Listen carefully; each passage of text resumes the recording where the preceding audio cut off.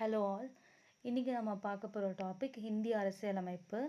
So இந்திய அரசியலமைப்பில் இன்றைக்கி ஒரு 3 பாயிண்ட்ஸ் வந்து ப்ரீஃப் பண்ணி பார்க்கலாம். ஸோ ஃபர்ஸ்ட் பாயிண்ட் வந்து முகவுரை, செகண்ட் ஒன் வந்து குடியுரிமை, தேர்ட் பாயிண்ட் வந்து அடிப்படை உரிமை. இது 3 பற்றியும் கொஞ்சம் ப்ரீஃபாக பார்க்கலாம் இன்றைக்கி. ஸோ இது நான் எங்கேருந்து ரெஃபர் பண்ணியிருக்கேன்னா 10th ஸ்டாண்டர்டோட சமச்சீர் புக்லேருந்து தான் ரெஃபர் பண்ணியிருக்கேன். ஸோ இதுவும் வந்து எக்ஸாம் பாயிண்ட் ஆஃப் வியூவில் தான் ஃபியூ பாயிண்ட்ஸ் வந்து கவர் பண்ணியிருக்கேன். ஸோ ஃபஸ்ட்டு வந்து இந்திய அரசியலமைப்போட ஸ்பெஷல் ஹின்ஸ் ஆர் பாயிண்ட்ஸ்ன்னு வச்சுக்கலாம். ஸோ உலகத்திலே வந்து அரசியலமைப்பு சட்டம் வந்து இந்தியாவோட தான் வந்து ரொம்பவும் நீளமானது. ஸோ நமக்கு ஆல்ரெடி தெரியும் பல்வேறு நாடுகளோட சிறப்பு பகுதிகளை மட்டும்தான் நம்ம வந்து எடுத்து சட்டமாக்கியிருக்கோன்ட்டு. ஸோ அது வந்து 60க்கும் மேற்பட்ட நாடுகளோட அரசியலமைப்பு படித்து அதிலிருந்து சிறப்பு பகுதிகளை மட்டும்தான் நம்ம வந்து நம்மளோட அரசியலமைப்பில் வந்து சேர்த்துருக்கோம். ஸோ இருக்கிறதுலே ரொம்ப நீளமானதும் இந்தியாவோட அரசியலமைப்பு தான். ஸோ கூட்டாட்சி முறை அரசாங்கத்தையும் வந்து நம்ம தான் வந்து ஃபாலோ பண்ணுறோம், மத்திய அண்ட் மாநில அரசுன்னு சொல்லிட்டு. ஸோ இந்தியா வந்து ஒரு சமய சார்பற்ற நாடுன்னு சொல்லி நமக்கு டேக் பண்ணலாம். ஸோ அண்ட் வந்து இங்கே நமக்கு வந்து சுதந்திரமான நீதித்துறையும் வந்து இருக்குது. இங்கே வந்து நமக்கு 18 வயது நிரம்பினாலே வாக்குரிமை வந்து நம்மளுக்கு வழங்கப்படுது. ஸோ இது வந்து நமக்கு ஒற்றை குடியுரிமையும் இங்கே நமக்கு வழங்கப்படுது. ஸோ இதுதான் ஸ்பெஷல் பாயிண்ட்ஸ் அண்ட் ஹின்ஸு. ஸோ முகவுரை பற்றி பார்க்கலாம். ஃபஸ்ட்டு முகவுரை அப்படின்னாலே நம்ம இந்திய அரசியலமைப்பு அப்படின்னு எடுத்துக்கும் போது அதோட முன்னுரை ஒரு அறிமுகம், நீங்கள் அது எப்படி வேணால் எடுத்துக்கலாம். ஸோ அதில் என்னென்ன சொல்லப்படுது, அந்த முன்னுரையோ முகவுரை ஒரு அறிமுகம், இதில் என்ன சொல்லப்படுதுன்னா அடிப்படை கொள்கைகள், நோக்கங்கள், லட்சியங்கள். ஸோ இதுதான் வந்து நம்ம முகவுரையாக வச்சுருக்கோம். ஸோ முகவுரையோட தொடக்கம் எப்படி இருக்கும்னு பார்த்தீங்கன்னா இந்திய மக்களாகிய நாம் அப்படின்னு தான் வந்து தொடங்கும். ஸோ இதை முகவுரையை வந்து அரசியலமைப்போட திறவுகோல்னும் வந்து குறிப்பிடுறாங்க. ஜவஹர்லால் நேருவோட குறிக்கோள் தீர்மானத்தில் தான் தீர்மானத்தை அவங்க எப்போ ஏற்றுக்கிறாங்க, இந்திய அரசியல் நிர்ணய சபை வந்து எப்போ ஏற்றுக்கிறாங்கன்னு பார்த்தோன்னா 22 ஜான்வரி 1947 தான் வந்து அவங்க ஏற்றுக்கிறாங்க. ஸோ ஜவஹர்லால் நேருவோட குறிக்கோள் தீர்மானத்துக்கு அடிப்படையில் தான் வந்து இந்திய அரசியலமைப்போட முகவுரை வந்து அமைஞ்சிருக்கு. முகவுரை வந்து 1976 42வது அரசியலமைப்பு சட்ட திருத்தத்தில் தான் வந்து திருத்தப்பட்டிருக்கு. ஸோ அது என்னவா திருத்தப்பட்டிருக்கு, ஒரு 3 புதிய வார்த்தைகள் வந்து அதில் சேர்த்துருக்காங்க. அது என்னென்னா சமதர்மம், சமய சார்பின்மை, ஒருமைப்பாடு. இந்த 3 வார்த்தைகளை தான் வந்து அவங்க சேர்த்துருக்காங்க. ஸோ இந்தியாவோட முகவுரை எப்படி இருக்கும் அப்படிங்கிறது வந்து ஒரு டேக் லைனாக இங்கே வந்து கொடுத்துருக்காங்க.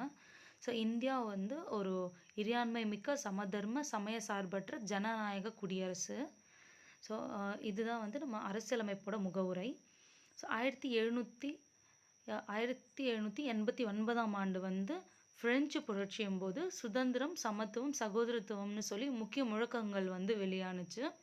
ஸோ இந்த கொஷின் வந்து இப்போ நடந்த சர்வேயர் எக்ஸாம் 2022 நடந்த சர்வேயர் எக்ஸாம்லேயும் இந்த கொஷின் கேட்டிருக்காங்க. எந்த புரட்சியில் வந்து சுதந்திரம், சமத்துவம், சகோதரத்துவம்னு சொல்லி முக்கிய முழக்கங்கள் வந்து வெளியானுச்சுன்ற மாதிரி. ஸோ அது எப்போனா 1789 ஆண்டு நடக்கக்கூடிய பிரெஞ்சு புரட்சியின் போது தான் இந்த முழக்கங்கள் வந்து வெளியாகுது. ஸோ அடுத்தது குடியுரிமை பற்றி நம்ம பார்த்தோன்னா சிட்டிசன்ஷிப். ஸோ சிட்டிசன் அப்படின்னாலே நம்ம வந்து இந்தியாவோட சிட்டிசன் அப்படிங்கிற மாதிரி தான் இருக்கும் நம்மளுக்கு. ஸோ அது இந்தியாவோட சிட்டிசனுங்கிறது தான் நம்மளோட குடியுரிமை. ஸோ அது எங்கேருந்து வருதுன்னு பார்த்தோன்னா லத்தீனில் வந்து அதை வந்து சிவிஸ்ன்னு சொல்லி சொல்கிறாங்க. ஸோ அதுதான் நம்ம சிட்டிசன்னு சொல்லி சொல்கிறோம்.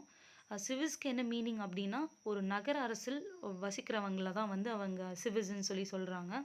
ஸோ இந்திய அரசியலமைப்பு வந்து பார்த்தோன்னா இந்தியா முழுக்க நம்ம ஒரே மாதிரியான ஒற்றை குடியுரிமை இருக்கிறதுனால நம்மளுக்கு வந்து சிட்டிசன் அப்படின்னு சொல்லி சொல்கிறாங்க. ஸோ இந்திய அரசியலமைப்போட அந்த அரசியலமைப்பில் இருக்க 2வது பாகத்தில் சட்டப்பிரிவுகள் 5லிருந்து 11 வரைக்கும் குடியுரிமை பற்றி தான் அது விளக்குது. ஸோ இது எப்போ உருவானுச்சு, குடியுரிமை சட்டம் வந்து எப்போ இயற்றப்படுதுன்னா 1955 தான் வந்து இயற்றப்படுது. ஸோ காமன்வெல்த் குடியுரிமை 2003 ஆண்டு வந்து அரசியலமைப்பு சட்ட திருத்தப்படி நீக்கப்படுது. ஸோ காமன்வெல்த் குடியுரிமை அப்படின்னா என்னென்னா பழைய பிரிட்டன், ஸோ அவங்க வந்து நம்மளை ஆட்சி செஞ்சு அவங்க கிட்ட இருந்து நம்ம மாதிரியான இந்தியா மாதிரியான பல நாடுகள் வந்து சுதந்திரம் கிடைக்கும்போது ஸோ அவங்க காமன்வெல்த் கண்ட்ரீஸும் வந்து நம்ம கூட கனெக்டில் இருந்தாங்க இல்லைங்களா. ஸோ அந்த காமன்வெல்த் கண்ட்ரீஸும் வந்து எந்த ஒரு பாதிப்பும் அடையக்கூடாது, சுதந்திரத்துக்கு அப்புறமும் அங்கே வாழ்கிற மக்களுக்கு எந்த பாதிப்பும் வரக்கூடாதுங்கிறதுக்காக தான் அந்த காமன்வெல்த் குடியுரிமை இருந்தது. ஸோ அதை வந்து இவங்க 2003 வந்து அதை நீக்குறாங்க. அரசியலமைப்பு சட்ட திருத்தத்தின்படி அதை நீக்குறாங்க.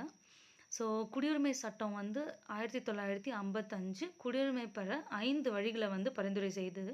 அது என்னென்ன 5 வழிகள் அப்படின்னா, பிறப்பு, வம்சாவளி, பதிவு செய்தல், இயல்புரிமை மற்றும் பிரதேச இணைவு. இந்த 5